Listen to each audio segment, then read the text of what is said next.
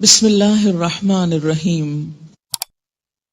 الحمد للہ رب العالمین والصلاة والسلام علی سید المرسلین والعاقبۃ للمتقین۔ نماز اسلام کا ایک بہت اہم رکن ہے۔ اللہ تعالیٰ کی یاد اور اللہ تعالیٰ سے تعلق قائم کرنے کا بہت بڑا ذریعہ ہے۔ نبی اکرم صلی اللہ علیہ وسلم نے نماز کو اپنی آنکھوں کی ٹھنڈک قرار دیا۔ نماز کا وقت ہوتا تو آپ صلی اللہ علیہ وسلم حضرت بلال رضی اللہ تعالی عنہ کو ان الفاظ کے ساتھ آذان دینے کا حکم فرماتے: اقم الصلاۃ یا بلال ارحنا بہا، اے بلال ہمیں نماز سے راحت پہنچاؤ۔ ابو داؤد کی روایت ہے۔ نماز کو رسول اکرم صلی اللہ علیہ وسلم نے جنت میں جانے کی ضمانت قرار دیا۔ حضرت ربیعہ بن کعب اسلمی رضی اللہ تعالی عنہ رسول اللہ صلی اللہ علیہ وسلم کی خدمت میں حاضر رہتے اور نبی صلی اللہ علیہ وسلم کے لیے وضو کا پانی اور دوسری چیزیں لایا کرتے تھے۔ ایک مرتبہ آپ نے خوش ہو کر فرمایا: ربیعہ مانگو، کیا مانگتے ہو؟ حضرت ربیعہ رضی اللہ تعالی عنہ نے عرض کیا: یا رسول اللہ صلی اللہ علیہ وسلم، جنت میں آپ کا ساتھ چاہتا ہوں۔ آپ نے فرمایا: تو پھر سجدوں کی کثرت سے میری مدد کرو۔ یہ صحیح مسلم کی روایت ہے۔ یعنی اگر تمہارے نامہ اعمال میں سجدے زیادہ ہوئے تو میرے لیے تمہاری سفارش کرنا آسان ہو جائے گا۔ اللہ تعالیٰ نے قرآن پاک میں کامیاب لوگوں کی نشانی یہ بتائی ہے کہ وہ نماز کی پابندی کرتے ہیں۔ سورۃ المؤمنون آیت 9۔ سورۃ نور میں فرمایا کہ انہیں تجارت اور خرید و فروخت اللہ کی یاد اور نماز قائم کرنے اور زکوٰۃ دینے سے غافل نہیں کرتی۔ اللہ تعالیٰ نے نماز کو اقامت دین کی تمام تر جد و جہد کا حاصل قرار دیا۔ ارشاد باری تعالیٰ ہے: اگر ہم انہیں زمین میں اقتدار بخشیں، یعنی مسلمان زمین میں عروج کو پہنچے، طاقتور ہوں، تو وہ نماز قائم کریں گے، یعنی لوگوں کو اللہ کے آگے جھکائیں گے، زکوٰۃ ادا کریں گے، نیکی کا حکم دیں گے اور برائی سے منع کریں گے۔ یہ ایک اسلامی حکومت کی بنیادی خصوصیات ہیں۔ تکلیف، دکھ اور رنج کے وقت مومن کا یہی سب سے بڑا سہارا ہے۔ ارشاد باری تعالیٰ ہے: اے لوگو جو ایمان لائے ہو، اللہ سے صبر اور نماز کے ساتھ مدد مانگو۔ حضرت ابراہیم علیہ السلام اللہ تعالیٰ کے حکم پر اپنے اہل و عیال کو بیت الحرام کے پاس بے آب و گیاہ جگہ پر لے آئے تو بارگاہ رب العزت میں یہ دعا کی کہ میرے رب مجھے اور میری اولاد کو نماز قائم کرنے والا بنا۔ حضرت اسماعیل علیہ السلام کے جن اوصاف کا ذکر قرآن پاک میں آتا ہے ان میں سے ایک یہ بھی ہے، وہ اپنے گھر والوں کو نماز اور زکوٰۃ کا حکم دیتے تھے۔ آپ صلی اللہ علیہ وسلم کو بھی اس بات کا حکم دیا گیا کہ آپ اپنے اہل و عیال کو نماز کا حکم دیں اور خود بھی اس کے پابند رہیں۔ قرآن کریم سے ہدایت حاصل کرنے والے خوش نصیب لوگوں کی اللہ تعالیٰ نے جو نشانیاں بتائی ہیں ان میں سے ایک نشانی یہ بھی ہے کہ وہ نماز قائم کرنے والے لوگ ہیں۔ ذالک الکتاب لا ریب فیہ ھدی للمتقین الذین یؤمنون بالغیب ویقیمون الصلاۃ۔ نماز میں غفلت، کاہلی اور سستی سے کام لینے کو اللہ تعالیٰ نے منافقین کی نشانی بتایا ہے کہ اذا قاموا الی الصلاۃ قاموا کسالی، کہ منافق جب نماز کے لیے اٹھتے ہیں تو سستی کے ساتھ اٹھتے ہیں. یراؤن الناس، محض لوگوں کو دکھانے کے لیے.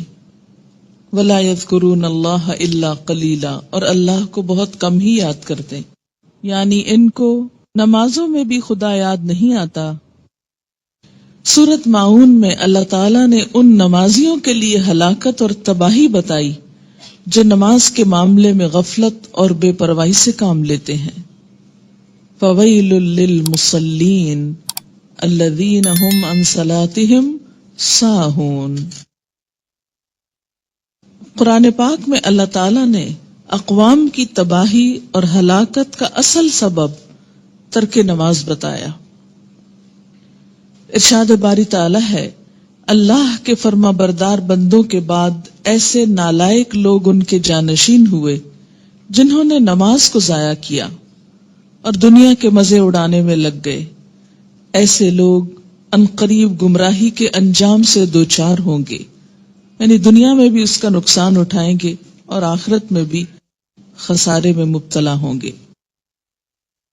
قیامت کے روز جہنمیوں کا ایک گروہ جہنم میں جانے کا ایک سبب یہ بیان کرے گا کہ لم نک من المصلین، ہم نماز پڑھنے والوں میں سے نہ تھے. حالت امن ہو یا حالت خوف، گرمی ہو یا سردی، تندرستی ہو یا بیماری، حتیٰ کہ جہاد و قتال کے موقع پر عین میدان جنگ میں بھی یہ فرض ساقط نہیں ہوتا. رسول اکرم صلی اللہ علیہ وسلم 5 فرض نمازوں کے علاوہ نماز تہجد، نماز اشراق، نماز چاشت، تحیۃ الوضو، تحیۃ المسجد کا بھی اہتمام فرماتے تھے، اور پھر خاص خاص مواقع پر اپنے رب کے حضور توبہ استغفار کے لیے نماز ہی کو ذریعہ بناتے، یعنی صلاۃ توبہ. خسوف ہو یا کسوف، یعنی سورج گرہن اور چاند گرہن، تو مسجد تشریف لے جاتے. زلزلہ یا آندھی آتی تو مسجد تشریف لے جاتے. طوفان باد و باران ہوتا تو مسجد تشریف لے جاتے. فاقے کی نوبت آتی تو مسجد تشریف لے جاتے. کوئی پریشانی اور تکلیف ہوتی تو مسجد تشریف لے جاتے. سفر سے واپسی ہوتی تو پہلے مسجد تشریف لے جاتے، پھر گھر پلٹتے. بارش نہ ہوتی تو بھی نماز ادا کرتے. گویا ہر غم، دکھ اور تکلیف کے موقع پر نماز. آج ہم میں سے بہت سے لوگ طرح طرح کے وظائف کرنے کے لیے گھنٹوں خود کو وقف کرتے ہیں، لیکن 2 رکعت نماز ان پر بہت بھاری ہوتی ہے. حیات طیبہ کے آخری دنوں میں بیماری کی حالت میں بھی نبی صلی اللہ علیہ وسلم کو جس چیز کی سب سے زیادہ فکر تھی وہ نماز تھی. وفات مبارک سے چند یوم قبل تیز بخار کی وجہ سے آپ پر غنودگی کی حالت طاری تھی. عشاء کے وقت آنکھ کھلی تو سب سے پہلے یہ سوال کیا، کیا لوگوں نے نماز پڑھ لی ہے؟ یعنی سب سے زیادہ جس بات کی فکر تھی وہ کیا؟ نماز. عرض کیا گیا نہیں، آپ ہی کا انتظار ہے. سرور عالم صلی اللہ علیہ وسلم نے پھر اٹھنا چاہا تو بے ہوش ہو گئے. جب آنکھ کھلی تو زبان مبارک سے پھر وہی الفاظ نکلے، کیا لوگوں نے نماز پڑھ لی ہے؟ عرض کیا گیا نہیں، آپ ہی کا انتظار ہے. تیسری مرتبہ اٹھنے کی کوشش میں پھر غشی طاری ہو گئی. افاقہ ہونے پر ارشاد فرمایا، ابو بکر نماز پڑھائیں. وفات مبارک سے چند لمحے پہلے آپ نے امت کو جو آخری وصیت فرمائی وہ یہ تھی، الصلاۃ الصلاۃ وما ملکت ایمانکم، یعنی مسلمانوں نماز نماز اور اپنے غلاموں کا ہمیشہ خیال رکھنا. یعنی ایک طرف حقوق اللہ اور دوسری طرف حقوق العباد، بندوں میں سے سب سے زیادہ محروم مخلوق غلام. نماز بذات خود جتنی اہم ہے، طریقہ نماز بھی اسی قدر اہم ہے. نماز کے بارے میں حکم صرف یہی نہیں کہ اسے ادا کرو، بلکہ حکم یہ بھی ہے کہ اس طرح ادا کرو جس طرح مجھے ادا کرتے دیکھتے رہے ہو۔ ایک حدیث مبارک میں کچھ یوں آتا ہے کہ قیامت کے روز حقوق اللہ میں سے سب سے پہلے نماز کا حساب لیا جائے گا۔ جس کی نماز درست طریقے سے پڑھی گئی ہوگی وہ کامیاب و کامران ہوگا، اور جس کی نماز بگاڑی گئی ہوگی وہ ناکام و نامراد ہوگا۔ اس سے کیا پتہ چلتا ہے کہ قیامت کے روز صرف یہی نہیں پوچھا جائے گا کہ نماز پڑھی یا نہیں، بلکہ یہ بھی دیکھا جائے گا کہ کس طریقے سے پڑھی، کیا اس میں ان تمام امور کا لحاظ رکھا گیا جن کی پابندی ضروری تھی، سنت کے مطابق تھی یا نہیں۔ اس سے یہ اندازہ لگانا مشکل نہیں کہ ادائیگی نماز کے ساتھ ادائیگی نماز کا طریقہ بھی بہت ضروری ہے۔ جو مسائل آگے بیان کیے جائیں گے وہ کسی خاص فقہی مسلک کو سامنے رکھ کر نہیں، اور نہ ہی کسی مسلک کو صحیح یا غلط ثابت کرنے کے لیے یہ مجموعہ مرتب کیا گیا ہے، بلکہ پیش نظر صحابہ کرام کا وہ طریقہ ہے جس میں ایک صحابی حضرت حذیفہ رضی اللہ تعالی عنہ نے ایک آدمی کو نماز پڑھتے دیکھا جو رکوع اور سجود پورے نہیں کر رہا تھا۔ جب وہ آدمی نماز سے فارغ ہوا تو حضرت حذیفہ رضی اللہ تعالی عنہ نے اسے بلا کر کہا، تم نے نماز نہیں پڑھی، اور اگر اسی طرح کی نماز پڑھتے پڑھتے مر گئے تو طریقہ اسلام کے خلاف مرو گے۔ یعنی اگر رکوع سجدہ صحیح طور پر ادا نہیں ہوا مکمل طور پر تو وہ نماز پھر نماز نہیں، ایک مذاق ہے نماز کا۔ ایک دوسرے صحابی حضرت عبداللہ بن عباس رضی اللہ تعالی عنہ نے ایک شخص کو نماز عید سے پہلے نفل پڑھتے دیکھا تو اسے منع کیا۔ وہ کہنے لگا، اللہ تعالیٰ مجھے نماز پڑھنے پر عذاب نہیں کرے گا۔ حضرت عبداللہ بن عباس نے فرمایا، اللہ تعالیٰ تجھے سنت رسول صلی اللہ علیہ وسلم کی مخالفت کرنے پر ضرور عذاب دے گا، کیونکہ آپ نے کبھی نماز عید سے پہلے عیدگاہ میں نفل نہیں پڑھے تھے۔ ایسے کاموں سے کیوں اتنی شدت سے روکا گیا؟ کیونکہ اس سے دین بوجھل ہو جاتا ہے۔ اگر ایک شخص ایک رو میں آ کے کرتا ہے، دوسرا اس کو دیکھ کے، کل ایک پورا وہ طریقہ بن جائے گا اور لوگ اس کو اپنے لیے لازم قرار دے دیں گے اور بلا وجہ دین کو بھاری کر لیں گے۔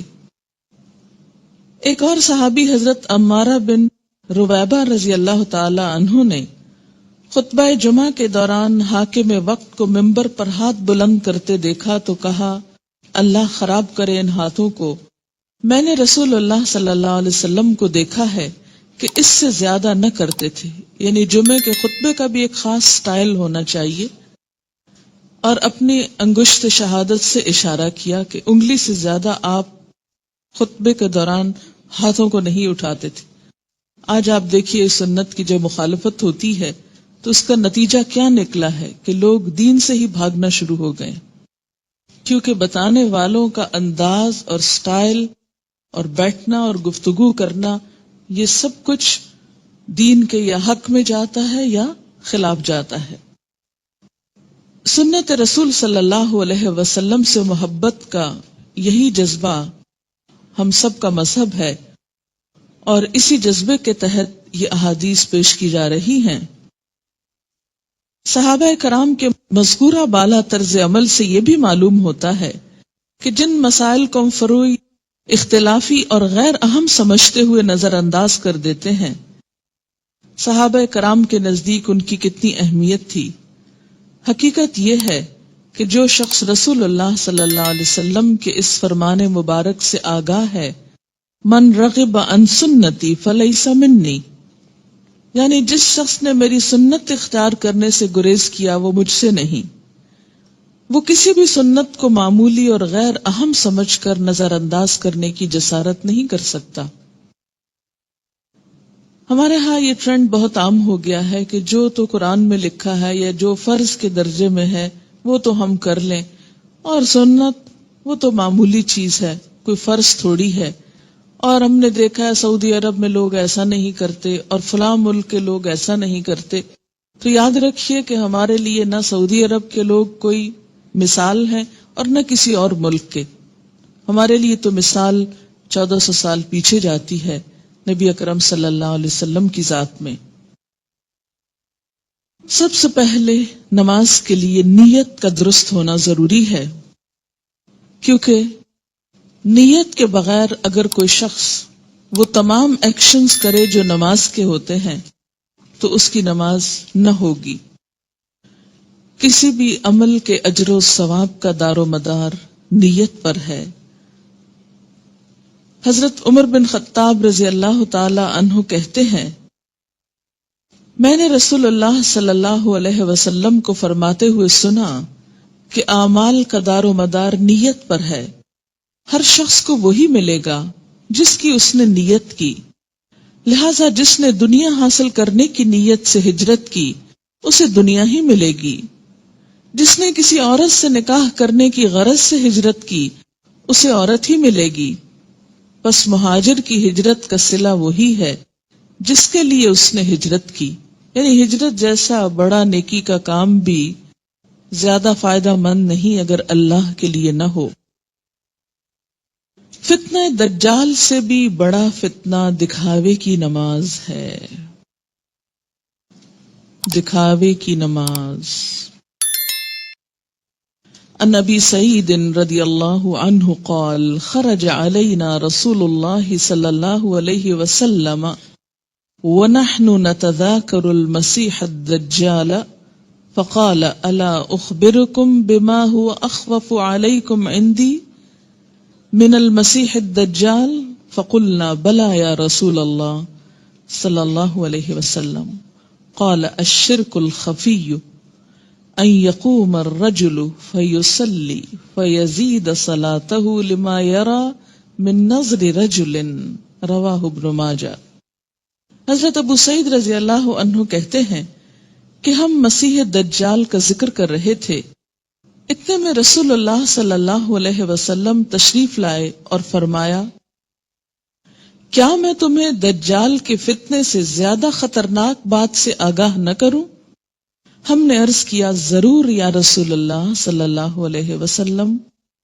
آپ نے فرمایا، شرک خفی یعنی خفیہ شرک جس کو پروناؤنس نہ کیا جائے لیکن وہ دل میں چھپاؤ، یہ دجال سے بھی زیادہ خطرناک ہے. اور وہ یہ ہے کہ ایک آدمی نماز کے لیے کھڑا ہو اور نماز کو اس لیے لمبا کرے کہ کوئی آدمی اسے دیکھ رہا ہے.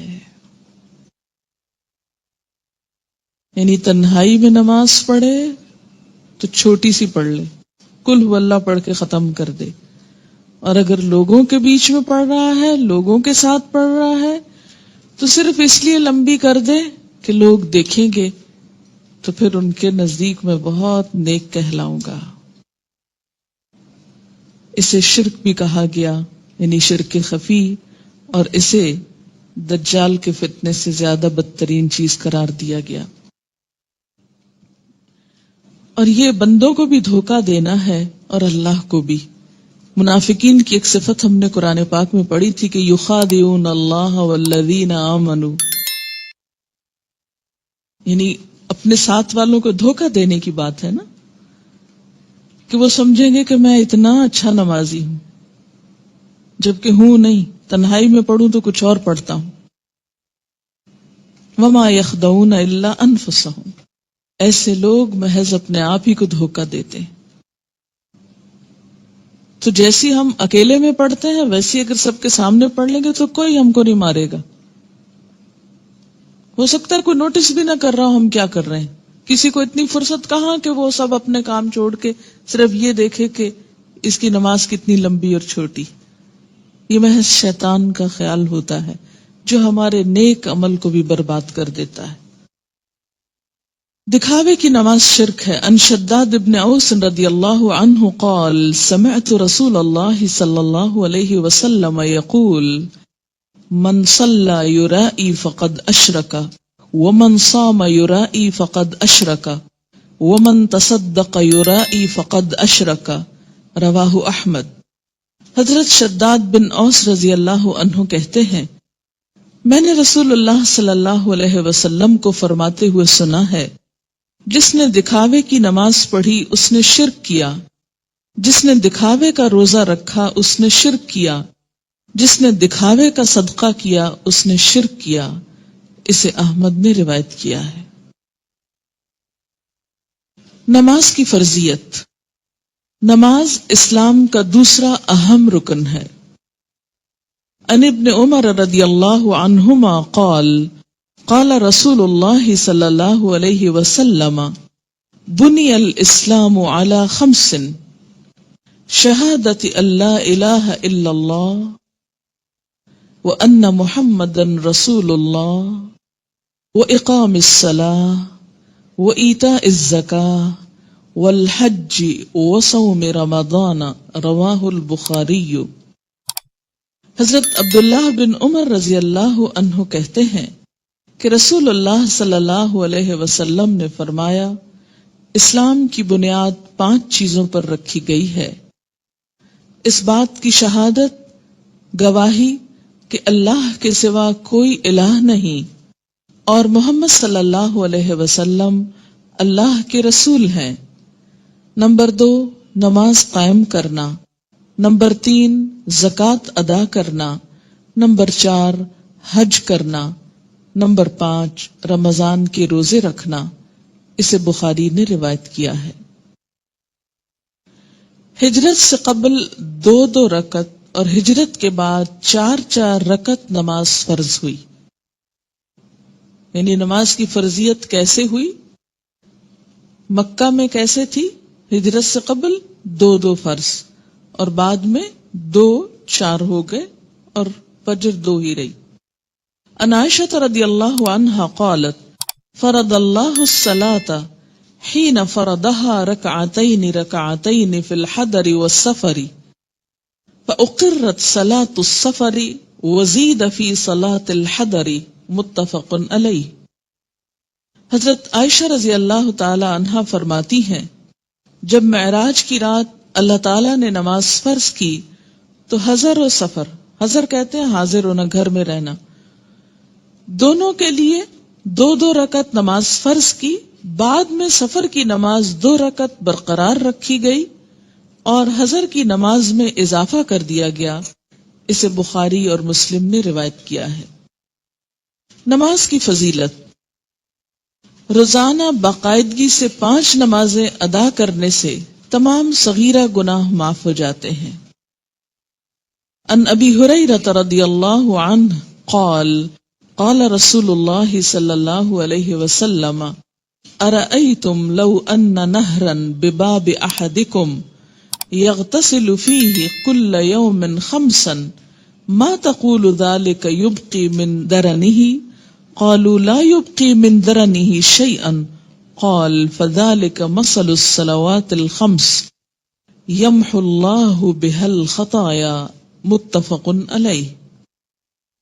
حضرت ابو ہریرہ رضی اللہ تعالی عنہ کہتے ہیں رسول اللہ صلی اللہ علیہ وسلم نے فرمایا تمہارا کیا خیال ہے اگر تم میں سے کسی کے دروازے پر نہر بہتی ہو اور وہ اس نہر میں ہر روز 5 مرتبہ نہائے تو کیا اس کے بدن پر کوئی میل کچیل باقی رہ جائے گا؟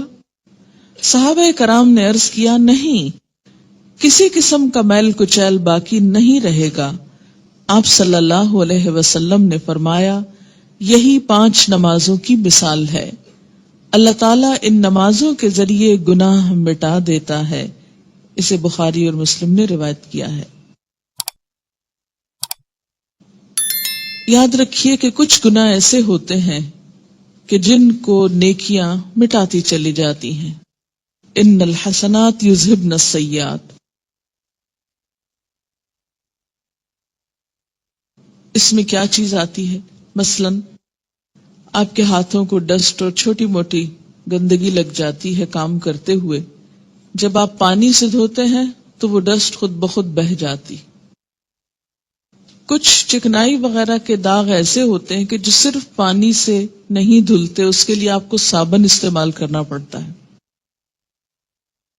کچھ داغ ایسے ہوتے ہیں پینٹ وغیرہ کے کہ جو صرف پانی اور صابن سے نہیں دھلتے، ان کے لیے آپ کو مخصوص قسم کا سولوشن استعمال کرنا ہوتا ہے جو ان دھبوں کو دور کر دے۔ اسی طرح روحانی نجاستیں اور گناہ، ان کی بھی کچھ قسمیں ایسی ہیں کہ جو خود بخود نیکیوں سے مٹتی چلی جاتی ہیں، کچھ کے لیے عبادات کفارے کا ذریعہ بنتی ہیں، لیکن کچھ گناہ ایسے ہیں کہ جن کے داغ بہت سخت ہیں اور ان کے لیے خصوصی عمل توبہ استغفار، ان گناہوں کا کفارہ اور مداوع ضروری ہوتا ہے۔ جب تک ان پہ مثلاً حد جاری نہ ہو جائے یا کفارہ نہ دے دیا جائے یا بطور خاص اس کی توبہ اور اصلاح نہ کر لی جائے تو وہ گناہ معاف نہیں ہوتے۔ تو اسی لیے اس حدیث کا یہ جو معنی کیا گیا ہے یمحو اللہ بہل خطایا، تو خطایا سے مراد کیا ہے؟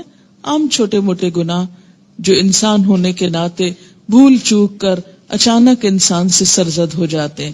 آپ منہ سے کچھ کہنے چلے تھے، کچھ اور کہہ بیٹھے، آپ کی نیت نہیں تھی، ارادہ نہیں تھا، اچانک ہی کچھ ہو گیا، پھر احساس ہوتا ہے، پھر آپ دوبارہ اس کی اصلاح کرتے ہیں، لیکن بسا اوقات وہ بھی بھول جاتے ہیں۔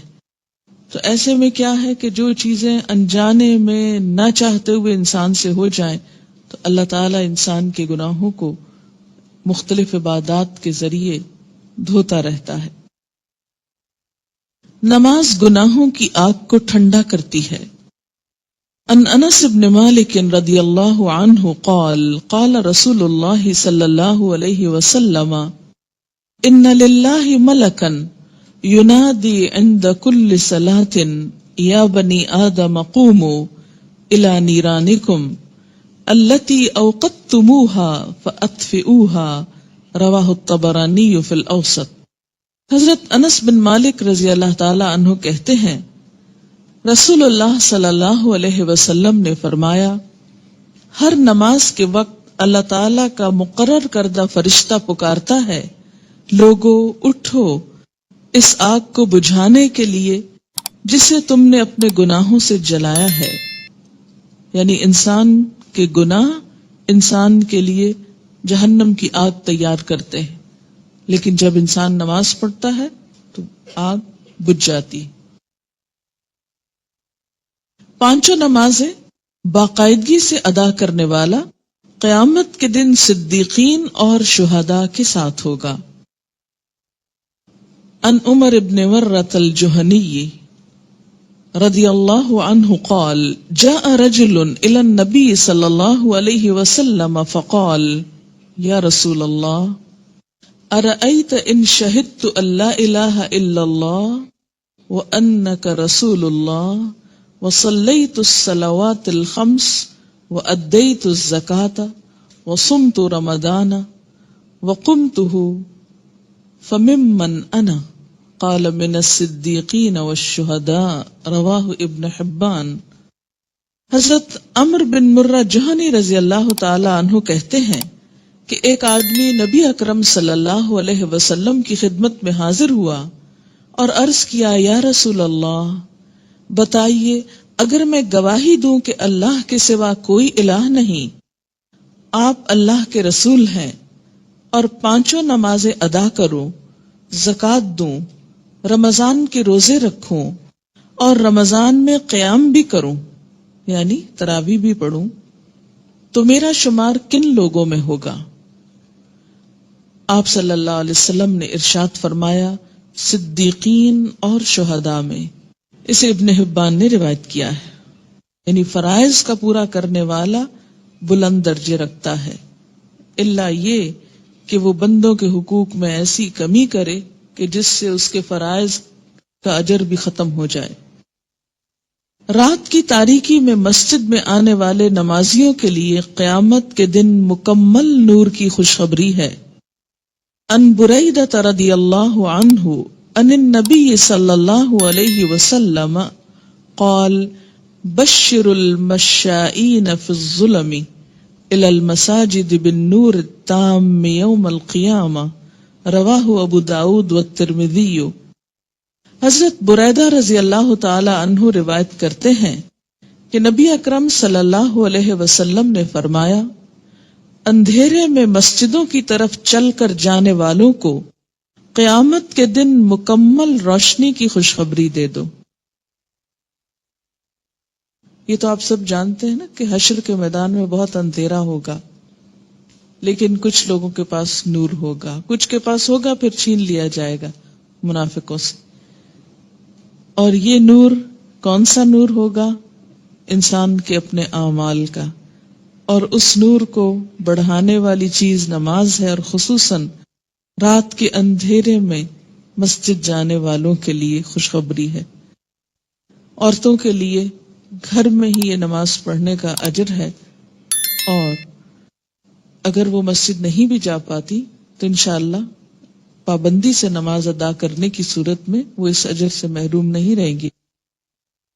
نور کی وہ دعا بھی سکھائی گئی نا کہ ربنا اتمم لنا نورنا، اللہ ہمارا نور ہم پہ مکمل کر دے، کہ حشر کے میدان میں یہ دعا مانگیں گے اہل ایمان اس پریشانی سے کہ کہیں ان کا نور ان سے چھین نہ لیا جائے۔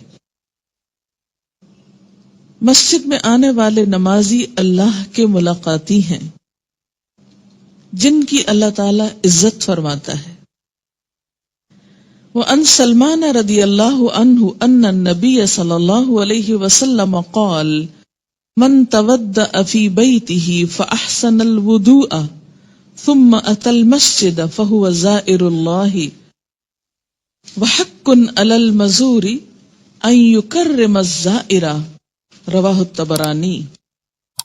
حضرت سلمان رضی اللہ تعالی عنہ سے روایت ہے کہ نبی اکرم صلی اللہ علیہ وسلم نے فرمایا، جس نے اپنے گھر میں اچھی طرح وضو کیا اور پھر مسجد میں آیا وہ اللہ کا ملاقاتی ہے، اور میزبان کے لیے ضروری ہے کہ وہ اپنے ملاقاتی کی عزت کرے۔ قیامت کے دن ایسے لوگوں کو عزت کے ساتھ جنت میں رکھا جائے گا، عزت کا لباس پہنایا جائے گا اور عزت کا مقام دیا جائے گا۔ وَلَهُمْ أَجْرٌ کریم کی جو بات آتی ہے، کریم عزت والا۔ نماز کی اہمیت۔ بے نماز کا انجام قارون، فرعون، حامان اور ابی بن خلف کے ساتھ ہوگا۔ عن عبد اللہ بن عمرو بن العاص رضی اللہ عنہما عن النبی صلی اللہ علیہ وسلم انہ ذکر الصلاة یوما فقال من حافظ علیہا كانت له نورا وبرهانا ونجاة يوم القيامة ومن لم يحافظ عليها لم يكن له نورا ولا برهانا ولا نجاة وكان يوم القيامة مع قارون وهامان وفرعون وأبي بن خلف رواه ابن حبان۔